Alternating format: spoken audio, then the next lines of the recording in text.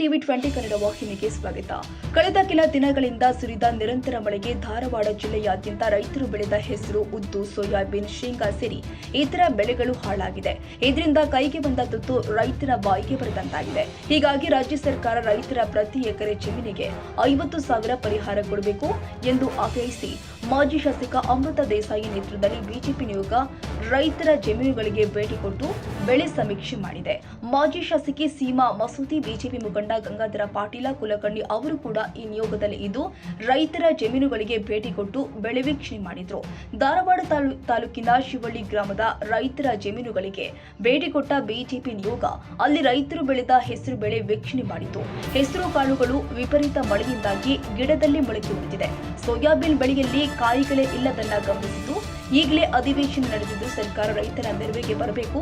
ಪ್ರತಿ ಎಕರೆಗೆ 50,000 ಪರಿಹಾರ ಘೋಷಣೆ ಮಾಡಬೇಕು. ಇಲ್ಲದೆ ಹೋದರೆ ಧಾರವಾಡ ಜಿಲ್ಲಾಧಿಕಾರಿ ಕಚೇರಿ ಎದುರು ಅನಿರ್ದಿಷ್ಟಾವಧಿ ಧರಣಿ ನಡೆಸಲಾಗಿದೆ ಅಂತ ಬೆಳೆ ಹಾನಿ ಸಮೀಕ್ಷೆಯ ನೇತೃತ್ವ ವಹಿಸಿದ್ದ ಮಾಜಿ ಶಾಸಕ ಅಮೃತ ದೇಸಾಯಿ ಎಚ್ಚರಿಕೆ ಕೊಟ್ಟಿದ್ದಾರೆ.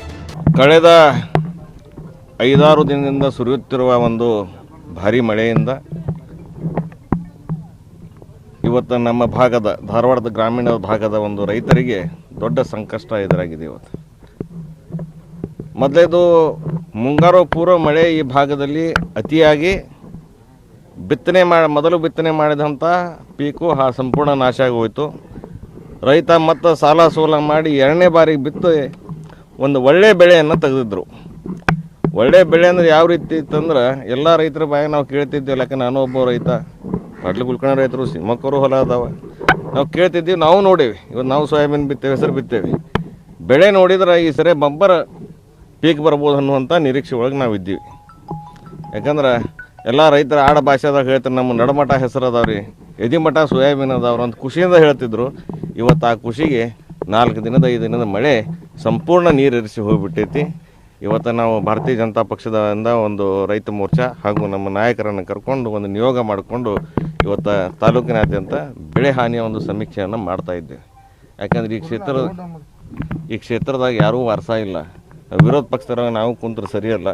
ರೈತರ ಒಂದು ಸಂಕಷ್ಟಕ್ಕೆ ನಾವು ಪಾಲಾಗೋಣ, ಅವರ ಒಂದು ಸಂಕಷ್ಟಕ್ಕೆ ಹೋರಾಟವನ್ನು ತೆಗೆದುಕೊಳ್ಳೋಣ, ಅವ್ರ ಸಂಕಷ್ಟಕ್ಕೆ ಬೆಂಬಲವನ್ನು ಕೊಡೋಣ ಅನ್ನೋ ನಿಟ್ಟಿನಿಂದ ಇವತ್ತು ಬಂದ ಹೊಲವನ್ನು ನೋಡಿದಾಗ ಈ ಭಾಗದಲ್ಲಿ ಮುಖ್ಯವಾಗಿ ಈ ಹೆಬ್ಬಳ್ಳಿ, ಅಮೀನಬಾವಿ, ಹುಬ್ಬಳ್ಳಿ ಏನಿದೆಯಲ್ಲ, ಈ ಭಾಗದಲ್ಲಿ ಹೆಸರು ಬೆಳೆಯನ್ನು ಭಾಳ ಬಿತ್ತೇವೆ.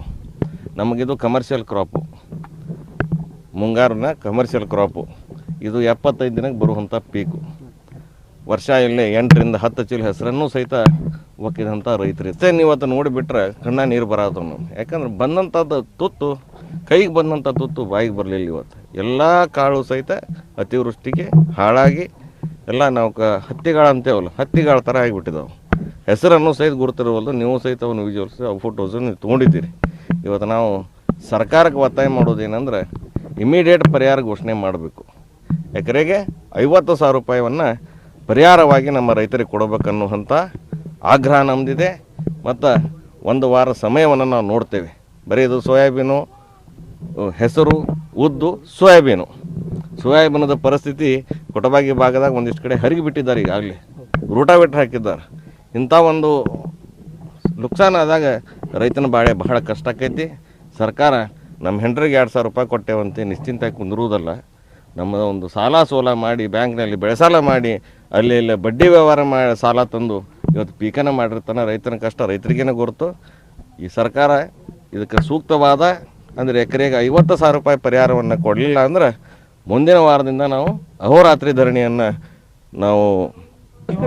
ನಾವು ವರದಿಯನ್ನು ಜಿಲ್ಲಾಧಿಕಾರಿಗಳಿಗೆ ಈಗಾಗಲೇ ನಾವು ಈ ಥರ ನೋಡಿದ್ದೇವೆ. ಈ ಥರ ನಮ್ಮಲ್ಲಿ ಇಷ್ಟೊಂದು 20ರಿಂದ 25,000 ಹೆಕ್ಟರ್ ಹೆಸರನ್ನು ಬೆಳೆದಿದ್ದೇವೆ. ಮತ್ತು ಯಾವ ಪೀಕ್ಗಳದ್ದು ಏನೇನೈತಿ ಅವನ್ನ ನಾವು ವೀಕ್ಷಣೆ ಮಾಡಿದ್ದೇವೆ. ಇದು ಸಂಪೂರ್ಣ ವರದಿಯನ್ನು ಒಂದು ಲಿಖಿತ ಮುಖಾಂತರ ನಾವು ಜಿಲ್ಲಾಧಿಕಾರಿಗೆ ಸಲ್ಲಿಸ್ತೇವೆ. ಅಷ್ಟೇ ಅಲ್ಲದೆ ನಮ್ಮ ಪಕ್ಷದ ವಿರೋಧ ಪಕ್ಷದ ನಾಯಕರಿಗೂ ಕಳಿಸ್ತೀವಿ, ಮೇಲ್ ಮಾಡ್ತೀವಿ. ಮತ್ತು ನಮ್ಗೆ ಸಂಬಂಧಪಟ್ಟಂಥ ನಮ್ಮ ಪಕ್ಷದ ನಾಯಕರಿಗೂ ಸಹಿತ ಮಾಹಿತಿಯನ್ನು ಕಳಿಸ್ತೇವೆ. ಅದರ ಹೋರಾಟ ನಮ್ಮದು 1 ವಾರ ನೋಡ್ತೇವೆ. ಮನ್ಯಾಗ ಗಣಪತಿ ಇಟ್ಟು ಬಂದು ನಾವು ಬಂದು DC ಆಫೀಸ್ ಮುಂದೆ ಕುಂದ್ರಬೇಕನ್ನುವಂಥ ತೀರ್ಮಾನ ಮಾಡಿಬಿಟ್ಟಿವಿ.